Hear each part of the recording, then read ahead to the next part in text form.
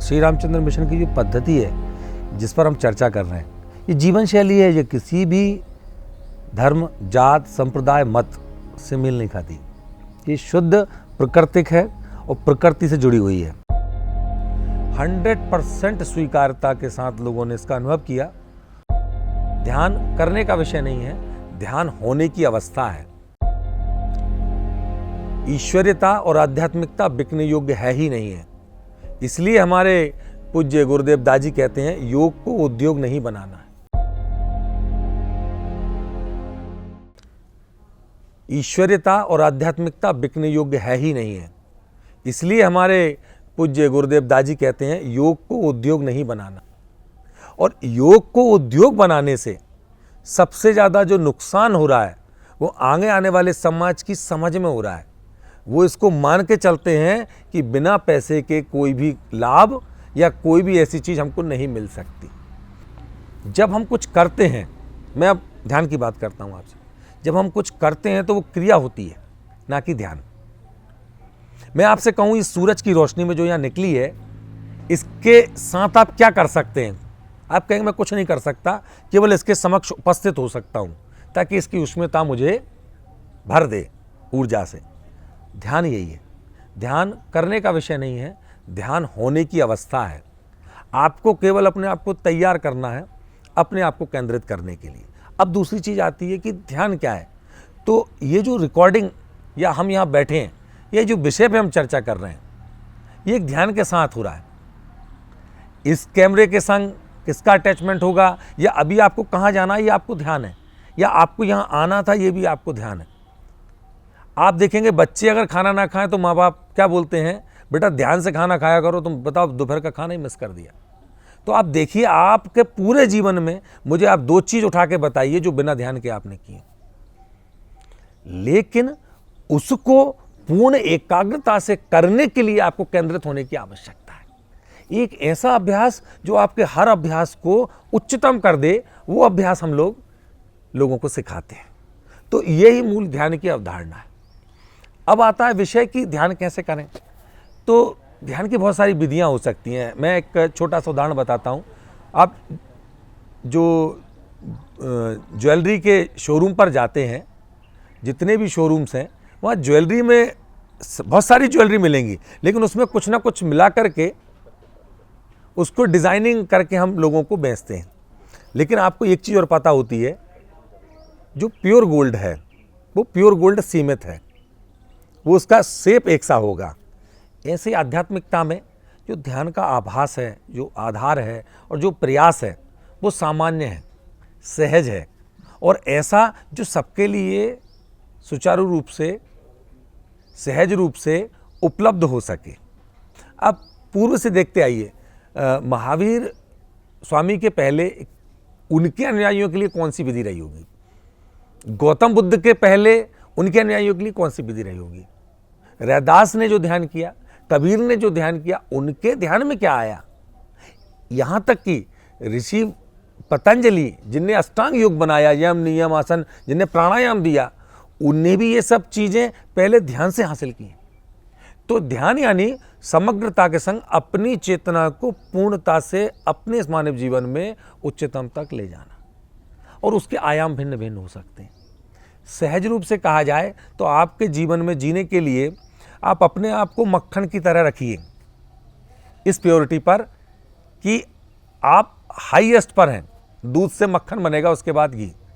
लेकिन यदि उस मक्खन के कण में अगर उस रॉड जो जिस पर मक्खन निकलता है, अगर वो मक्खन का कण उस रॉड पर लग गया, तो फिर उस कण को घूमने की जरूरत नहीं है, क्योंकि मक्खन लग गया और दूसरा वो रॉड पर है। तो अब घूमने का काम किसका? उस रॉड का है, मक्खन के कण का नहीं बचा। ऐसे ही जब हम अपने स्व में स्थापित हो जाते हैं, तो इस नेचर की आवश्यक कार्यों को अपने आप इस नेचर में आपको उपयोग ले लिया जाता है, और फिर आप वो सारे विचार जो सकारात्मक इस सृष्टि के लिए आवश्यक हैं। मान लीजिए मोहन जी आज हमारे मुख्यमंत्री मध्य प्रदेश के कोई कार्य कर रहे हैं, तो यदि उनका विवेक, यदि उनकी चेतना का विकास होगा तो आध्यात्मिकता के लिए कार्य स्वतः करेंगे। उनके हर कार्य में आध्यात्मिकता होगी। मैं देख रहा हूँ, जब से माननीय मोहन जी से हम कई कार्य कर रहे हैं। उज्जैन में हमने एक छोटा सा आग्रह किया विश्व ध्यान दिवस पे, उन्होंने बहुत भव्य और बहुत बड़ा कार्यक्रम ऑर्गेनाइज किया। कल की बात है, आज लटेरी में एक कार्यक्रम हो रहा है। मैंने मैसेज किया कि हम 10,000 युवाओं को आध्यात्मिकता से जोड़ने जा रहे हैं लटेरी में। तत्काल उनके व्यक्ति ने वो सूचना मांग करके बोला कि हम इस विषय पर चर्चा करेंगे। तो एक आध्यात्मिक व्यक्ति यदि शासक के रूप में सामने आएगा तो समाज में आध्यात्मिकता फैलाएगा, समाज को उच्चता तक ले जाएगा और लोगों के दर्द को व्यवस्थित रूप से समझ सकेगा।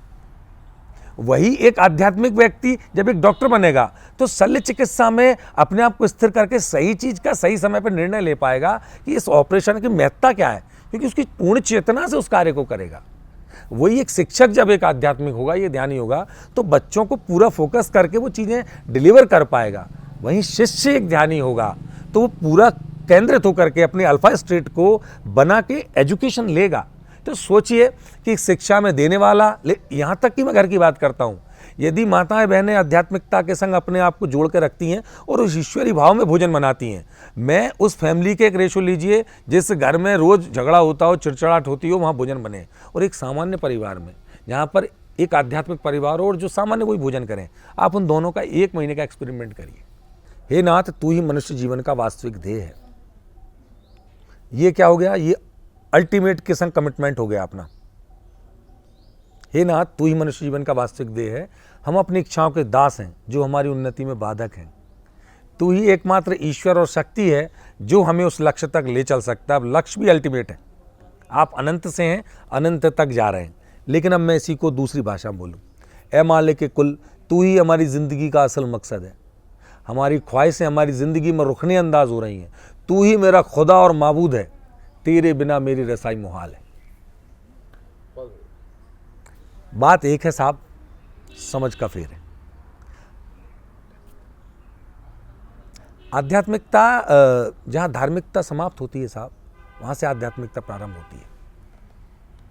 धर्म की बात कभी भी किसी ऋषि ने नहीं कही है, अध्यात्म की बात हर ऋषि ने कही है। राजा राम को योग वशिष्ठ संहिता की जो शिक्षा मिली है ऋषि वशिष्ठ से, उन्होंने कभी धर्म की बात नहीं बोली।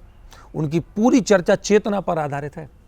भगवान कृष्ण को संदीपनी में जो शिक्षा मिली है, संदीपनी आश्रम में, वो पूरी चेतना पर आधारित है। भगवान कृष्ण को कर्मयोगी क्यों कहा गया, धर्मयोगी क्यों नहीं कहा गया? क्योंकि उन्हें योग को जिया है। और धर्म है क्या? आप मेरे मित्र हैं, आपके प्रति मेरा मित्र धर्म है। धर्म हिंदू मुस्लिम सिख ईसाई नहीं है, ये व्यवस्थाएं हैं। उनको चलाने के लिए, समाज को व्यवस्थित करने के लिए इनकी आवश्यकता थी, उनको रचित किया गया। लेकिन मैं आपसे एक चीज़ कहता हूँ, आप मेरे सामने 1000 मुस्लिम लाइए, 1000 हिंदू रखिए, एक सिख और 1000 ईसाई। मैं यहाँ से उनकी भाषा में उनको गाइड करता हूँ और उनको अपने संग मेडिटेशन बिठालता हूँ। एक व्यक्ति भी आपको ये कहता नहीं मिलेगा कि ये मैं नहीं करूँगा। ये कहीं ना कहीं बाधाएं शब्द से हैं, विचार से नहीं है। तो सहज रूप से जब हम हृदय पर आते हैं और हृदय पर आकर के जैसे ही हम कहते हैं कि अपने हृदय में ईश्वरी प्रकाश मौजूद है, जैसे ही आपने ये विचार लिया, तो वही नूर है खुदा के लिए, वही नूर है सिख के लिए, वही गॉड है एक चर्च में ईसाई के लिए। वो भी यही कहते हैं कि ईसाई भगवान के पुत्र हैं। वो कहाँ है? कहले वो एज ए अल्टीमेट लाइट, एक ही वर्ड्स यूज़ करते हैं। मैं बात 350 धर्मों की करता हूँ, यहाँ तक कि मैं उनकी भी बात करता हूँ जो ईश्वरता में विश्वास नहीं करते। वहाँ मुस्लिम भी आते हैं, सिख भी आते हैं, ईसाई भी आते हैं, रशिया से आते हैं, फ्रांस से आते हैं, जर्मनी से आते हैं, 160 कंट्री के लोग आते हैं साहब, और बिल्कुल सहजता से अपनी आध्यात्मिकता के लिए कार्य करते हैं। मैं तो आपसे कहता हूँ, आप समाज में कार्य कर रहे हैं, आप दिन भर इस समाज की चेतना के लिए कार्य कर रहे हैं कि समाज के लिए हम बेहतर क्या कर सकें। लेकिन आपने अपने लिए क्या किया? अपने बच्चों के लिए कर सकते हैं। आप खुद को अपलिफ्ट करने के लिए आप क्या करते हैं? हम ईश्वर की उपासना करते हैं, भगवान कृष्ण को हम मानते हैं, राम को हम मानते हैं, रोज पूछते हैं, लेकिन उन्होंने अपने आप को कैसे बेहतर किया, कभी इस पर विचार नहीं किया। तो वो मूल गुण जो राम में थे, वो मूल गुण जो कृष्ण में थे, जो महावीर में थे, गौतम में थे, सब कुछ ध्यान से ही तो आया है। उनके ध्यान में आया, उनने समाज को दिया। आपके ध्यान में आएगा, आप इस समाज को दोगे। नर से नारायण बनने की प्रक्रिया है ध्यान। मैं एक लाइन में कहूँ तो